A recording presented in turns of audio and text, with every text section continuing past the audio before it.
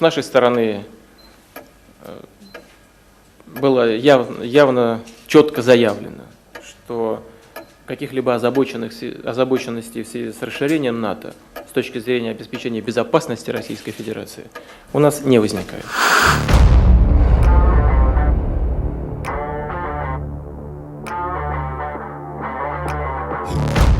Владимир Путин, каких-либо озабоченностей в связи с расширением НАТО с точки зрения безопасности Российской Федерации у нас не возникает. Красавец, да? У нас таких цитат для вас еще много. Это Владимир Милов. И мы продолжаем наш сериал про Североатлантический альянс, про то самое пресловутое НАТО, которым вас пугают из каждого утюга. Мы рассказываем вам правду об истории Североатлантического альянса и его отношений с Россией. И вот сегодня хотели бы поговорить о важнейшем сюжете, об истории отношений НАТО и Украины и перспективе вступления Украины в альянс. Нас с вами пугают этим каждый день, что там появятся какие-то ракеты, военные базы, направленные против России. И мы сейчас об этом всем поговорим, но начнем мы немножко с другого. Дело в том, что Россия окружена странами, которые либо уже являются членами НАТО, либо находятся в процессе вступления, или активно с НАТО сотрудничают. И у России со многими из них прекрасные отношения.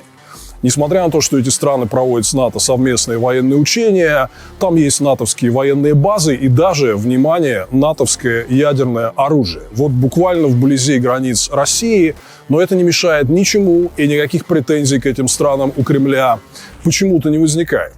Откуда же такое особое отношение к Украине?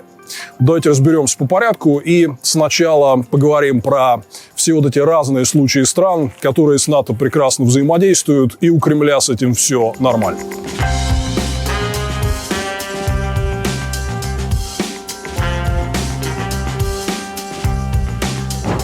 Давайте начнем с такой хорошо известной вам страны, как Сербия. Вы знаете, что и Путин, и российская пропаганда ее считают одним из главных, если не главным союзником России в Европе. За интересы Сербии Россия очень часто и серьезно вписывается. Между руководством России и руководством Сербии исключительно теплые отношения. Наша пропаганда просто Сербию обожает, сербов иначе как братьями не называет. Вместе с тем, Сербия очень активно сотрудничает с НАТО. Вот это еще один сюжет, о котором вам не расскажут по российскому телевидению. Вся эта история с бомбардировками 1999 года давно перевернута. И у Сербии с альянсом НАТО есть так называемый индивидуальный план партнерства. Это предшествующая ступенька сотрудничества стран с альянсом НАТО перед так называемым ПДЧ. Планом действий по членству, который много обсуждался, но так пока и не был предоставлен Украине. Вот вы видите, что президент Сербии Александр Вучич прекрасно встречается с генеральным секретарем НАТО Йенсом Столтенбергом. Они проводят совместные пресс-конференции и составляют планы, подчеркиваю, военного сотрудничества. Сербия очень активно и много лет проводит совместные военные учения с войсками НАТО. Например, на июнь 2023 года запланировано проведение на юге Сербии совместных военных учений с НАТО, которые будут носить название «Платиновый волк».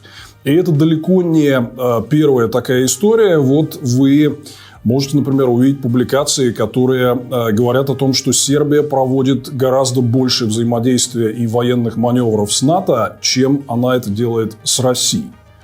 Ну, а что же Россия? Ну, бурчит, конечно. Но в целом никаких проблем сотрудничества Сербии с НАТО у России не вызывает, в отличие от Украины.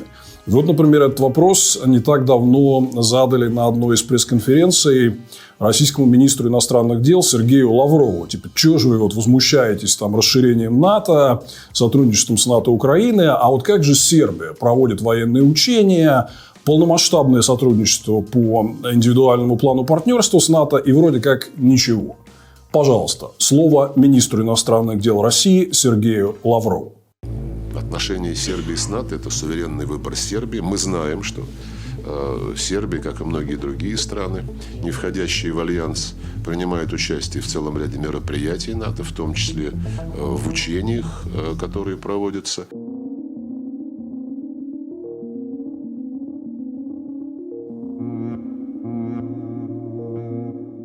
А знаете, у каких еще стран есть индивидуальный план партнерства с НАТО? У военных союзников России по ОДКБ, Казахстана и Армении. Причем это давно, еще с нулевых годов. Этим индивидуальным планом партнерства уже почти 20 лет. И, в общем, никто и не возвышает здесь голос, как же так вы с НАТО сотрудничаете. Например, Казахстан регулярно проводит на своей территории военные учения под названием Steppe Eagle – «Степной орел», где участвуют войска Соединенных Штатов Америки, Великобритании, Турции и, внимание, там не принимает участие Россия. Другие регулярные участники маневров «Степной орел» – это еще один союзник России по ОДКБ – Таджикистан, ну а также Узбекистан. Вот все это регулярно происходит не так далеко от нашей границы и, в общем, никакого большого возмущения со стороны России не вызывает. Что касается Армении, то она тоже очень активно с НАТО сотрудничает, тоже проводит совместные военные учения. А вот вам, пожалуйста, сюжет армянского телевидения, который показывает, как в Ереван прибыли официальные лица НАТО, открывают там совместные военные маневры. Ну и, кстати, вот, например, флаги Казахстана на заднем фоне вы здесь тоже можете увидеть. В Ереване сегодня в рамках программы Североатлантического альянса «Партнерство во имя мира» и Стамбульской инициативы сотрудничества проводятся совместные военные учения НАТО. До 20 октября Военный институт Министерства обороны Армении имени Вазгена Саргсяна станет центром главнокомандования военными учениями НАТО. Начаты совместные учения по эвакуации гражданского населения. Сценарий учения основывается на плане действий по реагированию на кризисы, который по мандату ООН осуществляется под руководством НАТО. В течение 3 недель 900 военнослужащих из 17 стран будут тренироваться и обмениваться опытом.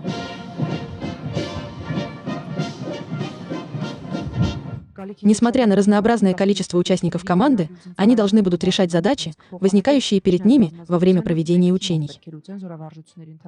Проведение военных учений преследует цель по возможности повысить наш потенциал в миротворческой сфере, совершенствовать механизмы их реализации, приобретать релевантный опыт и обучать наши подразделения, участвующие в военных учениях, отметил министр обороны Армении Сейран Оганян.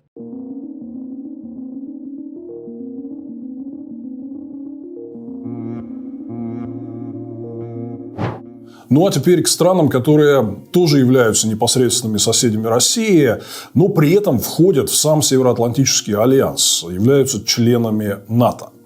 Начнем с Турции. Обратите внимание, у Турции в последние годы были максимально теплые отношения с Путиным, постоянные обнимашки с Эрдоганом. Сергей Лавров постоянно встречался с турецким министром иностранных дел, и было много разных совместных проектов, было много похвальбы по поводу успешного экономического сотрудничества. И руководители России и Турции постоянно подчеркивают дружеский характер своих отношений, которому ничто не мешает. При этом Турция – член альянса НАТО аж с 1952 года. И вот это особенно понравится любителям порассуждать про так называемое подлетное время и повторять прочие кремлевские пропагандистские штампы. На военной базе Инджирлик в Турции дислоцировано американское ядерное оружие. Расстояние от базы Инджирлик до, скажем, резиденции Путина Бочаров-Ручей в Сочи всего лишь чуть более 800 километров.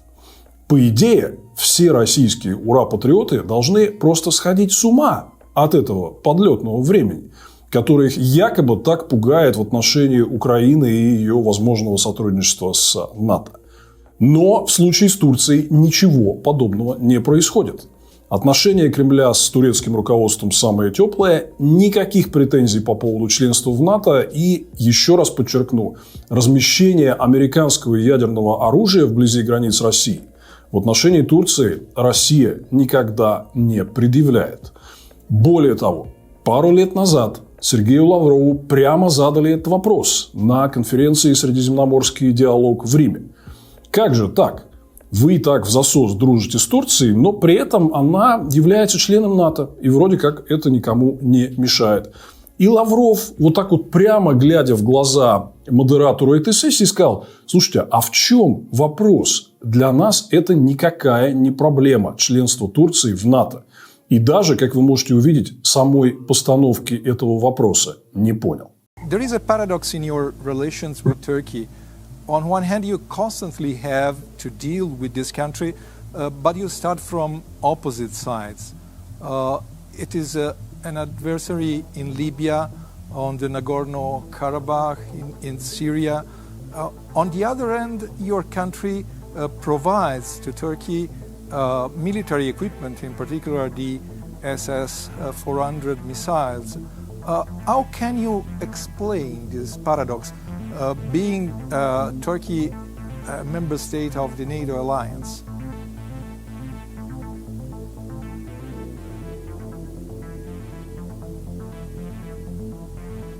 И вопрос заключается в... So the question is... To explain the paradox that you sell weapons to a NATO member and that you have frequent relationships with Turkey, although you are on opposite sides in more than one crisis, in Libya, in Syria, and Nagorno-Karabakh too. We have no contradiction in principle with Turkey. And by the way, we are celebrating a 100th anniversary of relationship with Turkey. I'm referring to the current republic, which was founded in the year 1920.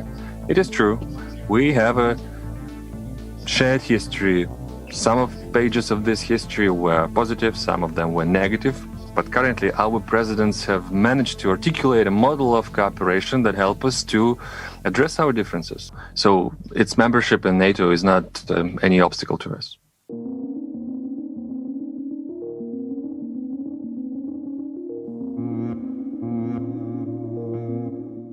Ну и совсем трагикомичная ситуация сложилась в прошлом году, когда свое намерение вступить в альянс НАТО высказала Финляндия. Страна, у которой есть большая сухопутная граница с Россией. И надо сказать, что вот в предыдущие годы, когда эта перспектива обсуждалась, но у членства Финляндии в НАТО еще не было большинства поддержки населения, не было полномасштабного вторжения России в Украину, после которого финны, собственно, и решили вот таким образом себя защитить.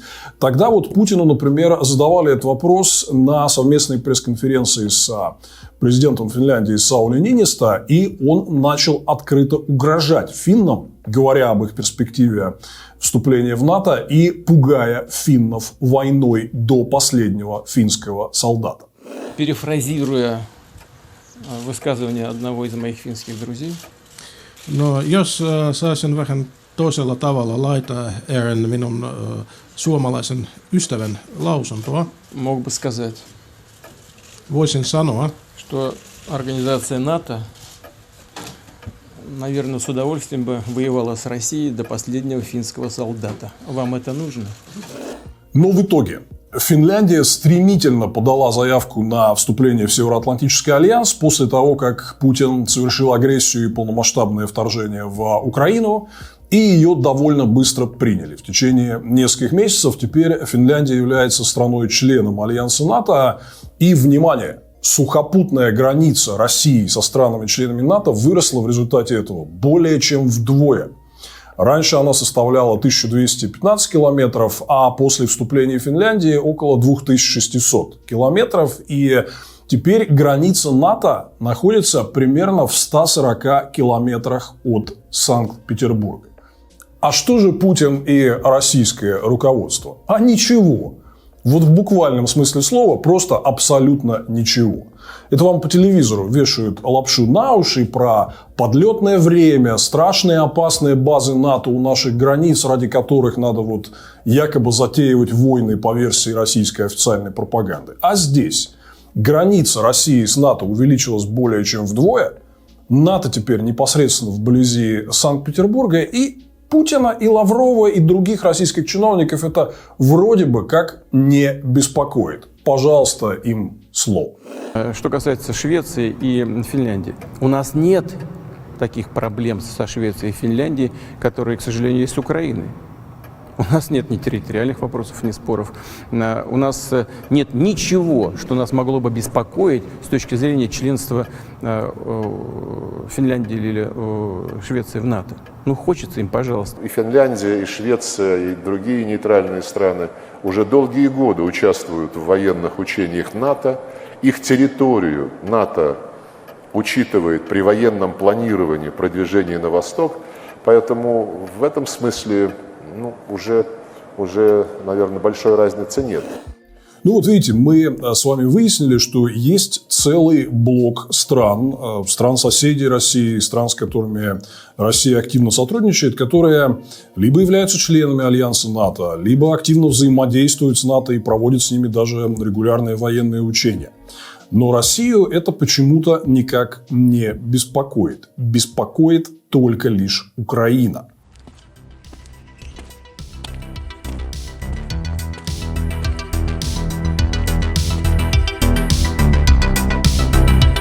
Ну вот как в старом известном анекдоте. Но минуточку, тогда возникает вопрос. А как же подлетное время? И все то, чем много лет пичкали нетребовательного российского телезрителя. Ведь если расстояние от Сочи до турецкой авиабазы Инжерлик, где вполне официально дислоцировано американское ядерное оружие, такое же, как от Москвы до Киева, и Кремль это совершенно очевидно не беспокоит, то расстояние от Санкт-Петербурга до границы с Финляндией, новой страной, членом Альянса НАТО, еще меньше. Меньше 200 километров. И это не беспокоит Путина и его приспешников. Сотрудничество таких стран, как Сербия, Армения или Казахстан с Альянсом НАТО Москву тоже не беспокоит. Беспокоит почему-то только перспектива вступления в НАТО Украины. Может быть, дело не в НАТО, а в чем-то другом. Я думаю, что внимательный зритель уже догадался в чем, да и, собственно, сами лидеры России открыто в этом признаются. Проблема вовсе не в НАТО, а в том, что они ставят своей целью вполне официально захват украинских территорий и присоединение их к России. Мало того, Украина – это вообще часть России, скажем по-честному, это часть России. Но в силу геополитических причин и в силу истории того, что произошло, мы долгое время мирились с тем, что мы живем по разные квартиры.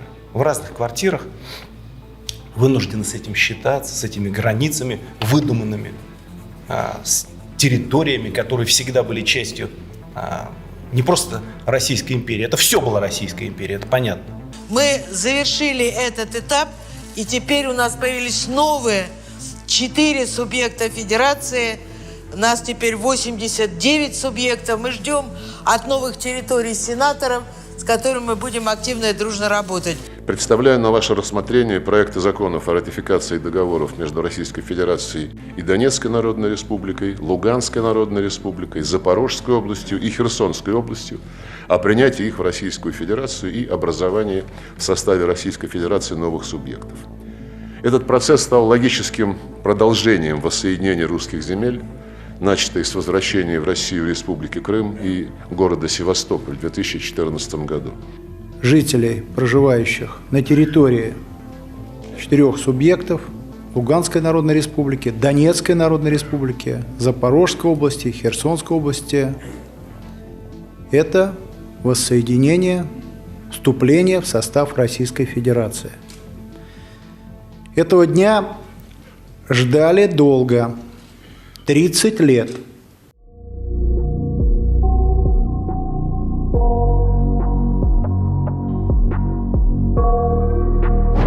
Так, давайте вернемся к отношениям Украины и НАТО.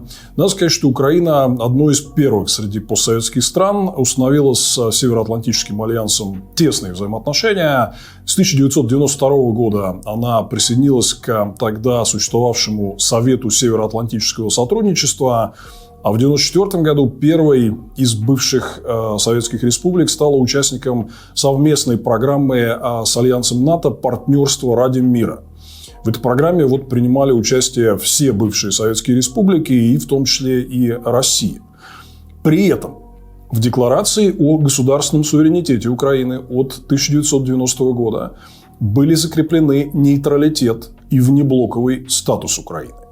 а в Конституции 1996 года запрет размещения иностранных военных баз. Статья 17 Конституции Украины. И здесь вот очень важно отметить, что единственной иностранной военной базой на территории Украины все эти годы была лишь база Черноморского флота России в Севастополе. Никаких других иностранных военных баз, в том числе баз стран-участников Альянса НАТО, в Украине, вопреки всему, что вам рассказывает российская пропаганда, так и не появилось. Украина приняла поправки в законы об основах внутренней и внешней политики и об основах национальной безопасности Украины, которые предусматривали отказ от внеблокового статуса с курсом на вступление в НАТО лишь в декабре 2014 года, после нападения России на Крым и на Донбасс, когда Россия начала отнимать у Украины территории. До этого, пока Россия не напала, внеблоковый статус Украины был официально закреплен законом. Ну и я напомню, что в 90-е годы Украина отказалась от ядерного оружия и полностью передала его России. Присоединилась к договору о нераспространении ядерного оружия. В 1996 году процесс передачи ядерных боеголовок от Украины к России был завершен. И в обмен на это был подписан пресловутый Будапештский меморандум о гарантиях безопасности Украины в обмен на отказ от ядерного оружия. Меморандум, который Россия позже вероломно нарушит. В мае 2002 года Украина официально объявила, что берет курс на будущее членство в НАТО. Хотя все это было еще очень неопределенно, и внеблоковый статус в официальных украинских законодательных документах оставался. Путин тогда ничего против курса Украины на вступление в НАТО не имел. В одном из прошлых наших видео мы давали его прямые цитаты того времени, и сейчас вы их услышите снова, где он четко сказал, что Украина – это суверенная страна, что она вправе так решать свои вопросы безопасности, как считает нужным, и более того, что она не сможет избежать сотрудничества с НАТО по важнейшим вопросам международной безопасности, и Путин даже приветствует участие Украины в недавно созданном Совете Россия-НАТО. Повторю, вот ему прямо задали этот вопрос. Украина только что объявила, что в НАТО собирается вступать, и он против этого не возражал. В то же время, недавно, в эти же дни, Украина заявила о своей готовности вступить в НАТО. Скажите, пожалуйста, каким образом возможные переговоры о вступлении Украины в НАТО могут повлиять на развитие отношений России и НАТО? Спасибо.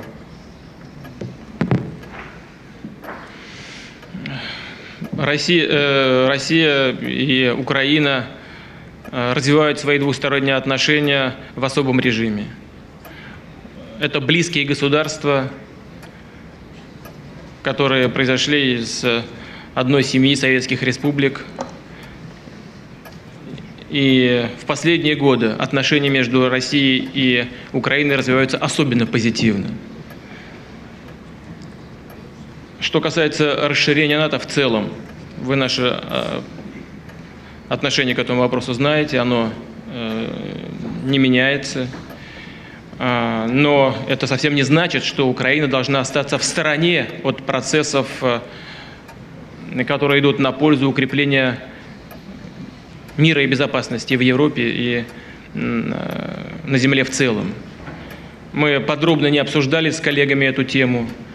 Украина суверенное государство и сама вправе выбирать путь обеспечения своей собственной безопасности. Но, скажем, участие в том совете, который мы создали сегодня, это нужно обсуждать с членами совета, с членами Североатлантического блока, с генеральным секретарем. Я считаю вполне возможным и, в принципе, не вижу здесь ничего особенного или нечто такого, что омрачало бы отношения могло бы омрачать отношения между Россией и Украиной. Более активно курс на сближение Украины с Альянсом НАТО начал проводить с 2005 года президент Украины Виктор Ющенко. И у него на это были причины. Я напомню контекст того времени. Дело в том, что вот за несколько лет до этого в Грузии случилась известная революция РОС. Мы здесь про все вот эти цветные революции на постсоветском пространстве делали отдельную передачу. И одним из первых требований нового демократического руководства Грузии во главе с Михаилом Саакашвили стало требование о выводе с территории Грузии российских военных баз из Батуми и Ахалкалаки. Это в итоге привело к очень серьезному напряжению, потому что Россия свои военные базы с территории Грузии выводить не хотела. В конце концов, это кончилось военным конфликтом и российской открытой военной агрессией против Грузии в августе 2008 года. С Украиной развивался похожий сюжет. Как только к власти пришел президент Ющенко, он сразу начал ставить вопрос о том, что в обозримом будущем истекает договор аренды базы Черноморского флота России в Севастополе, и продлевать этот договор Ющенко не хочет. Он хочет вывода российских войск с территории Украины. Как мы сейчас знаем, требовал этого Ющенко не напрасно. Тогда вот многие уже начали открыто говорить, что присутствие российских войск на чьей-то территории – это прямая гарантия того, что в какой-то момент они будут использованы для аннексии части территории этой страны. Так в итоге и получилось в 2014 году с Крымом. И позже Путин открыто признался, что сознательно использовал дислоцированные в Крыму российские войска для захвата полуострова и аннексии его России. За спиной сил самообороны Крыма, конечно, встали наши военнослужащие. Они действовали очень корректно, но, как я уже сказал, решительно и профессионально. Это факт, мы никогда его не скрывали. Наши вооруженные силы, прямо скажем, блокировали вооруженные силы Украины, расквартированные в Крыму. Вы знаете, вот здесь очень важно поговорить именно о контексте того момента, потому что новые демократические руководители бывших советских стран прямо ставили вопрос о том и отчетливо понимали, что нахождение на их территории российских военных баз – это в будущем прямая угроза. И вот, собственно говоря, из-за требований Саакашвили о выводе российских баз из Грузии окончательно испортились отношения Саакашвили с российским руководством. Вот похожая история разворачивалась с Украиной, с Ющенко. Как мы позже поймем, Ющенко оказался полностью прав. И вот дальше события, в принципе, развивались как раз по самым мрачным прогнозам. Противостояние с новым руководством Грузии кончилось открытой войной и российской агрессией. В августе 2008 года Россия ввела в Грузию войска, бомбила грузинские города и по итогам оккупировала 20% грузинской территории. В Абхазии и Южной Осетии сегодня официально находятся оккупационные российские войска, и Россия объявила, что признает их якобы независимость, но по сути это оккупированные марионеточные российские государства. Ситуация развивалась похожим образом и с Украиной. Через некоторое время после вторжения в Грузию и оккупации грузинских территорий тогдашний российский президент Медведев записывает очень жесткое, я бы сказал, наглое обращение к лидеру Украины Виктору Ющенко, показательным образом на фоне военных кораблей, и фактически угрожает Ющенко, что если тот продолжит проводить независимую политику, продолжит требовать вывода российских войск с украинской территории, то дальше могут последовать некие серьезные последствия. Это как раз делалось после нападения России на Грузию, и месседж Медведева здесь абсолютно очевиден. Поэтому вот здесь, когда наша российская пропаганда говорит о том, что в 2008 году на саммите Североатлантического альянса в Бухаресте Украина и Грузия попросили предоставить им перспективу членства в НАТО, и, собственно, такое решение было принято. Декларация Бухарестского саммита говорила, что когда-нибудь в будущем Украина и Грузия станут членами Североатлантического альянса. Так вот, это все было не просто так. Эти страны пытались защитить себя от совершенно очевидной российской агрессии, которая в ближайшие месяцы и по факту случится.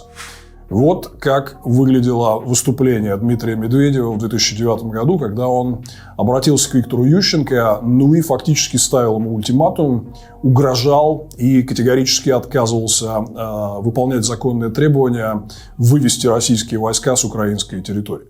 На днях я направил свое послание президенту Украины. Сразу скажу, это не рядовой документ. Он содержит ряд сложных, нелицеприятных оценок действий высшего политического руководства Украины.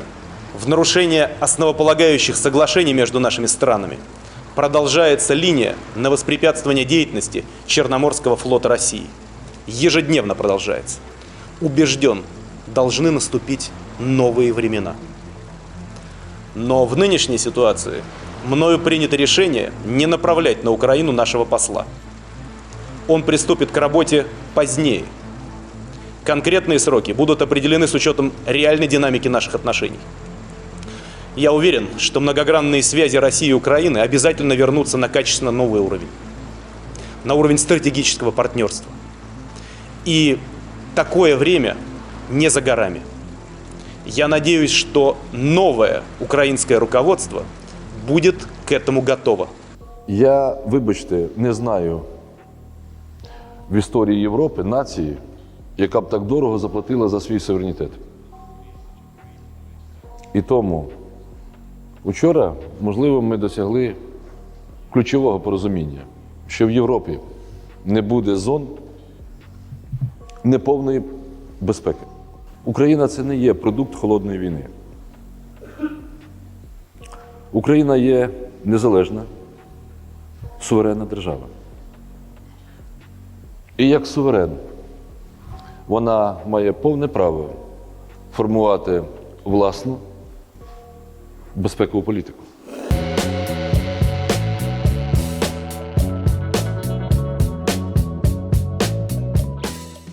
Итак, вот давайте еще раз внимательно взглянем на всю эту диспозицию 2008 года. За несколько лет до этого Россия оказывала неприкрытое давление на Грузию, вводила эмбарго на важнейшие грузинские экспортные товары, депортировала граждан Грузии с российской территории, отказывалась уводить из Грузии свои войска. Кончилось это все агрессией, нападением, оккупацией и отторжением части грузинских территорий. После этого российский президент Медведев вот так вот выступает и открыто угрожает украинскому лидеру Ющенко в ответ на законное требование вывести российские войска из Украины. Договор об аренде базы для Черноморского флота, как мы вам объясняли, через несколько лет истекал. Я думаю, теперь вам становится понятнее, почему Грузия и Украина так искали членство в альянсе НАТО. От кого они искали защиты. В результате, по прошествии всех этих лет, мы видим, что несмотря на все вот эти угрозы нападения НАТО, о которых вам рассказывают по телевизору, НАТО на Россию так и не напало. Зато Россия напала и на Грузию, и на Украину.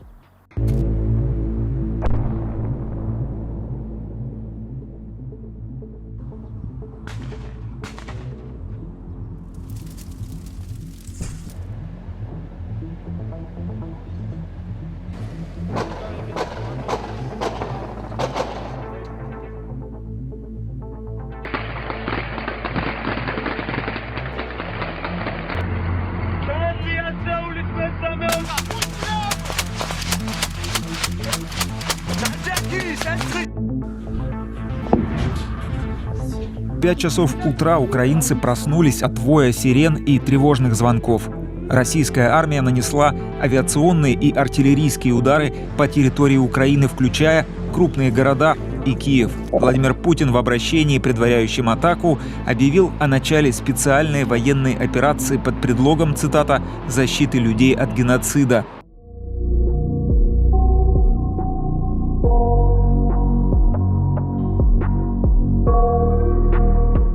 Вот здесь мы подходим к ключевому моменту, тому самому саммиту НАТО 2008 года в Бухаресте, где присутствовали руководители Украины и Грузии Виктор Ющенко и Михаил Саакашвили. И была принята декларация, которая говорила о том, что у Украины и Грузии появляется перспектива членства в Североатлантическом альянсе. Российская пропаганда преподносит вот эту Бухарестскую декларацию как страшную угрозу, как вот некий переломный момент, хотя я вам только что, на самом деле, сейчас объяснил, от кого угроза реально исходила, от присутствия российских войск на территории Грузии и Украины и от оккупации грузинских территорий, в последующем и части украинской территории, и от открытых угроз российского руководства вот новым демократическим лидерам этих стран. Но у нас сейчас в российской пропаганде любят полоскать вот эту Бухарестскую декларацию, что вот, значит, вы объявили о перспективе членства в НАТО Украины и Грузии и таким образом якобы создали угрозу российской безопасности. Давайте говорить откровенно, что сам характер Бухарестской декларации говорил о том, что перспектива вступления Украины и Грузии в НАТО может быть очень и очень небыстрой. Никаких конкретных действий по поводу вот практического членства Украины в НАТО за этой декларацией не последовало. С момента ее принятия прошло уже 15 лет, и Украина так и не получила даже план действий по членству в НАТО, вот тот самый пресловутый ПДЧ. Например, Босния и Герцеговина, которой было обещано членство в Альянсе на том же саммите, получила ПДЧ в 2018 году, а Украина нет. И мы с вами хорошо знаем, есть много свидетельств тому, что крупные западноевропейские страны, прежде всего Германия и Франция, выступали против предоставления Украине членства в Североатлантическом альянсе. Таким образом, вот решение Бухарестского саммита без каких-то практических подкрепляющих его шагов оставалось попросту декларацией.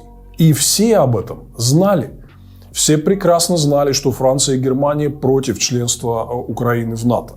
До начала путинского полномасштабного вторжения 2022 года канцлер Германии Олаф Шольц говорил Путину, что Украину еще 30 лет в НАТО не примут. Поэтому вся вот эта пропагандистская истерика по поводу Бухарестского саммита 2008 года – это просто ни о чем. Никакого реального плана действий по приему Украины в НАТО не было. За все эти годы какого-то серьезного прогресса во всем этом достичь не удалось.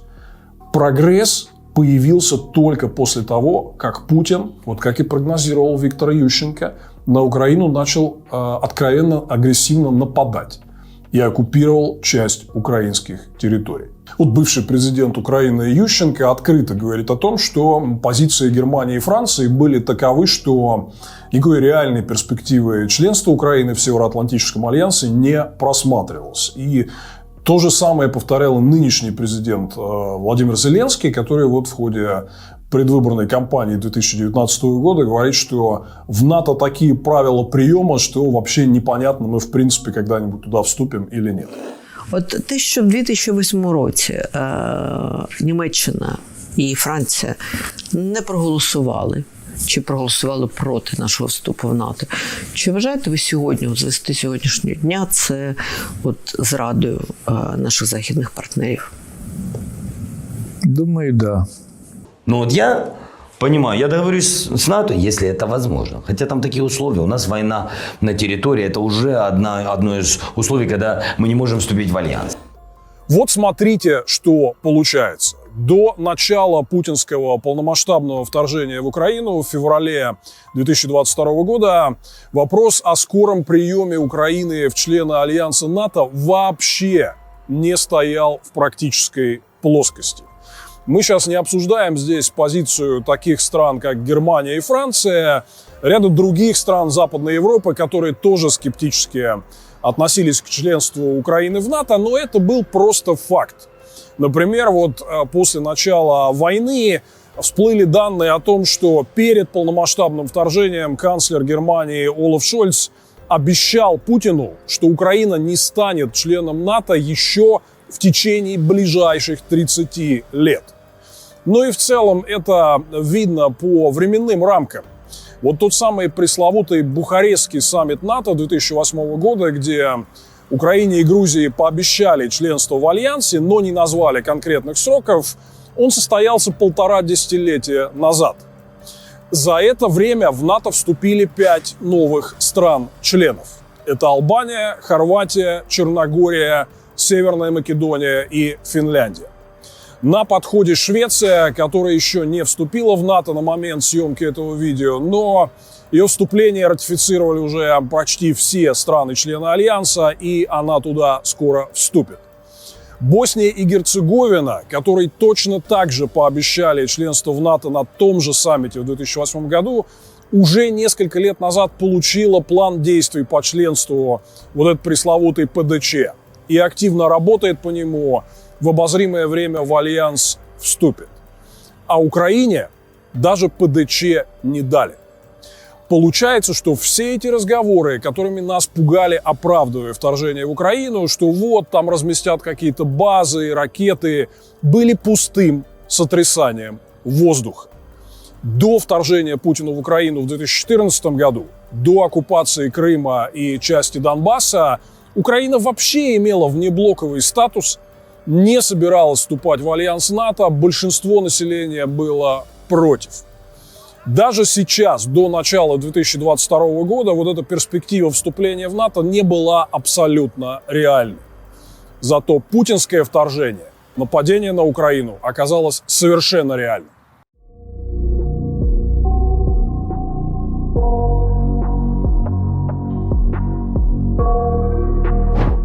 Могут ли Украину принять в НАТО сейчас?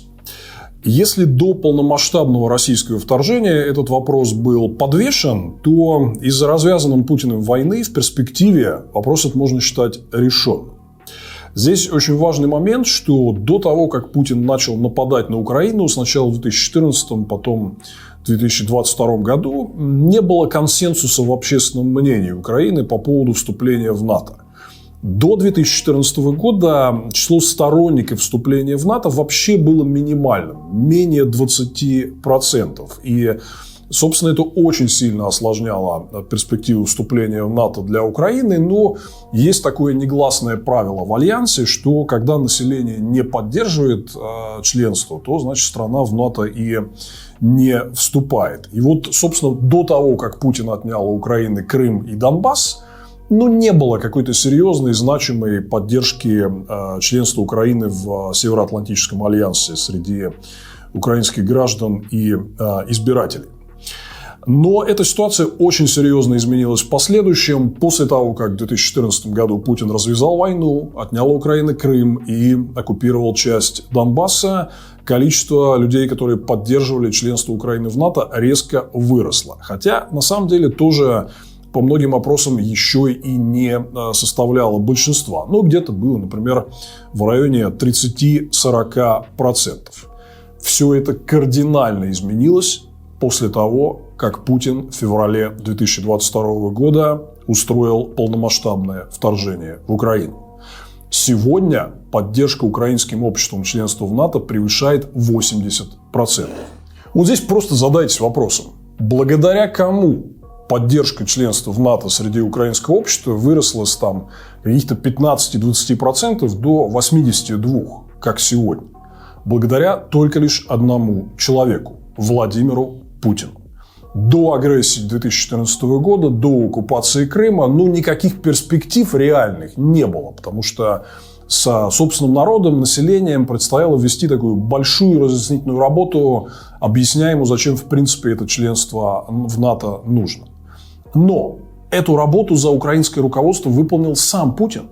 Он подтвердил все самые мрачные прогнозы, что российские войска, дислоцированные в Крыму, будут использованы для аннексии этой территории.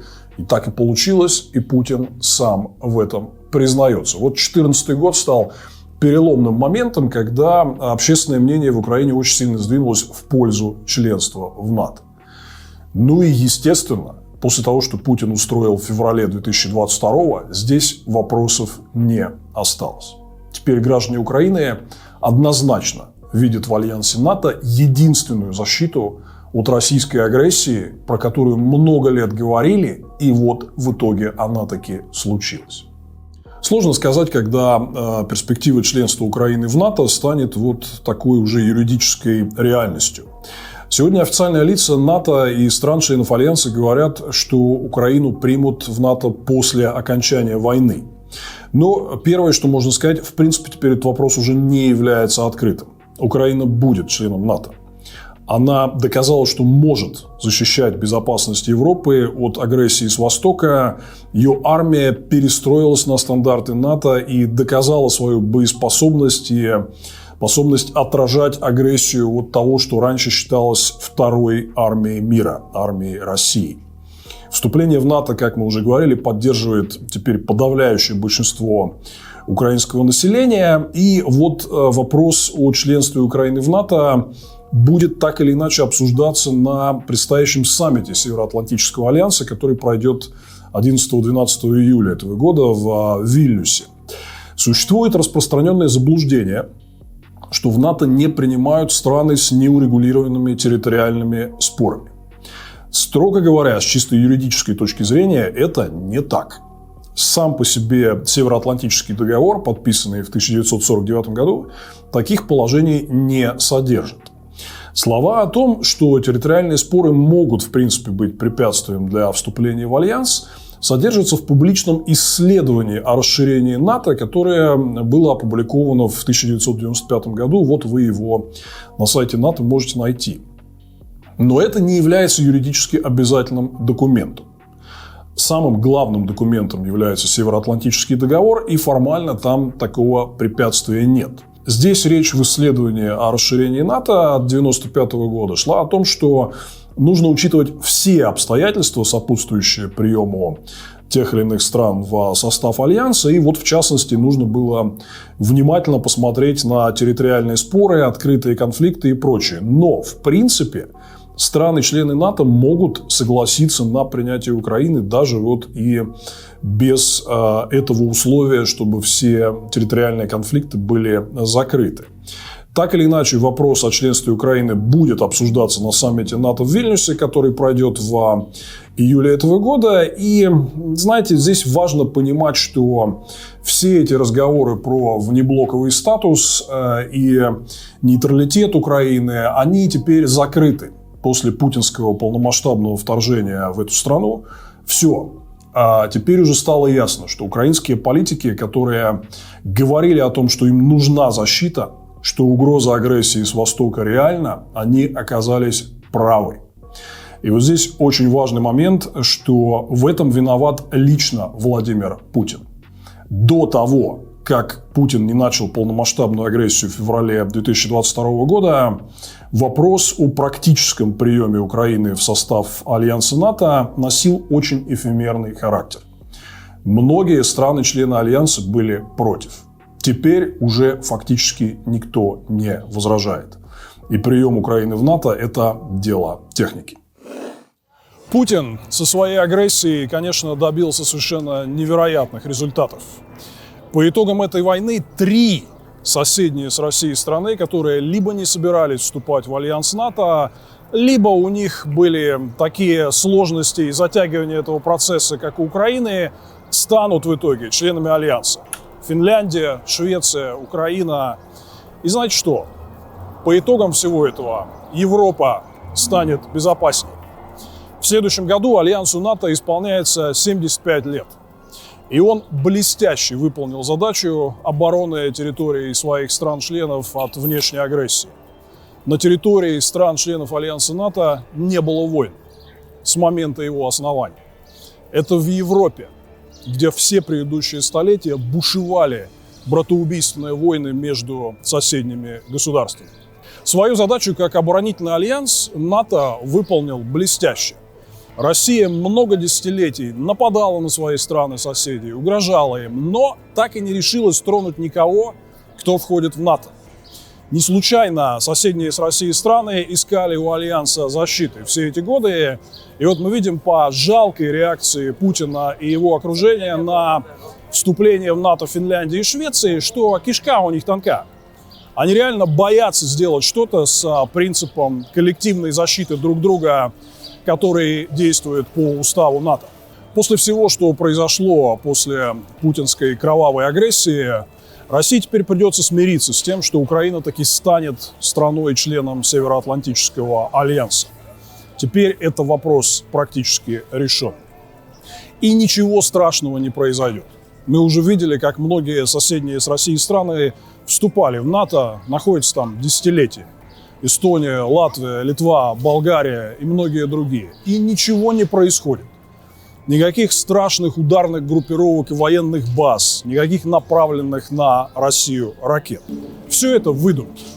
Выдумки для того, чтобы оправдать банальную захватническую войну. Все, что вам рассказывают по телевизору про страшную угрозу для России от вступления Украины в НАТО, это на самом деле обертка, за которой скрывается желание захватить украинские территории. В этом, а вовсе не в предотвращении расширения НАТО, была реальная цель Путина в развязывании войны против Украины. Не верите? Ну вот он сейчас сам вам об этом расскажет. Так, ну потом вы упомянули о том, что появились новые территории. Ну вот и такой все-таки значимый результат для России. Это серьезный вопрос. Значит, ну чего ж там греха таить. И Азовское море стало внутренним морем Российской Федерации. Это серьезная вещь. Еще Петр I, да, это другое. Петр I еще боролся за то, чтобы, выйти к Азовскому морю. Вот так вот. На самом деле ларчик этот открывался максимально просто. Землицы прихватить, как Петр I. Вот и вся их истинная цель. Вы уже поняли, что членство Турции в НАТО их не волнует, американское ядерное оружие на базах в Турции их не волнует, вступление Финляндии и Швеции в НАТО их тоже не особо волнует. Их волнует только Украина по причинам, которые они, в общем-то, и не скрывают. Хотели забрать земли. Сейчас с гордостью в этом признаются. И вся эта история про страшные базы НАТО была просто выдумкой для того, чтобы оправдать все это в глазах российского населения по телевидению. Это Владимир Белов, и мы здесь рассказываем вам правду об альянсе НАТО, который вы не услышите по российскому телевизору. Сегодня мы говорили об отношениях НАТО и Украины, ну а в следующем нашем фильме мы расскажем вам долгую историю взаимоотношений Североатлантического альянса с нашей страной. И там есть много разных важных и интересных страниц, которые, я уверен, многие из вас не знают. И по телевизору вам это не расскажут. Об этом вам расскажем мы. Подписывайтесь на наш канал, и скоро мы увидимся с вами снова.